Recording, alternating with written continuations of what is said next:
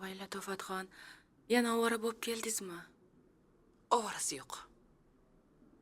Ichki ishlardan kelayotgandim. Siz ishingiz qanday ketyapti? Xabar olay desam, ish to'xtatilibdi. Bu nima qilganingiz? Nega arizani qaytarib oldingiz? Qo'ying. Nima keragi bor? Er-xotin o'rtasida bo'lib turadi-da. Adashasiz. To'g'ri. Er-xotin urushib qoladi, janjallashadi, arazlashadi. Lekin bir-birini joniga qasd qilmaydi.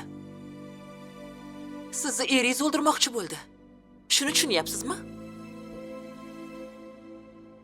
Ko'zingiz ko'karganda yo'q men sizga. Buni chorasini ko'rmasangiz, oxiri yaxshilik bilan tugamasligini aytgandim. Yana aytaman. Bu er bilan yashash xavfli. Vaqtida to'xtatmasangiz, yana shu holga tushasiz. Bir safar tirik qoldingiz. Kelasi safar haqiqatdan ham o'ldirib qo'ysa, nima bo'ladi? Xudo saqlasin. O'g'lingizga kim otalik, kim onalik qiladi? Bolangiz begonalarning qo'lida sig'indi bo'lib yashashni xohlaysizmi?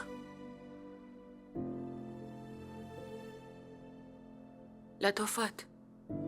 Balki siz atrofingizda qo'llab-quvvatlaydiganlaringiz bordir. Yoshligingizdan qo'rqmas qilib tarbiyalashgandir. Lekin menda unday emas. Juda ham qo'rqoqman. Yoshligimdan qo'rqoq bo'lib o'sganman. Otam ichib kelardilar, onam urardilar. Mana endi shu hol menda takrorlanyapti.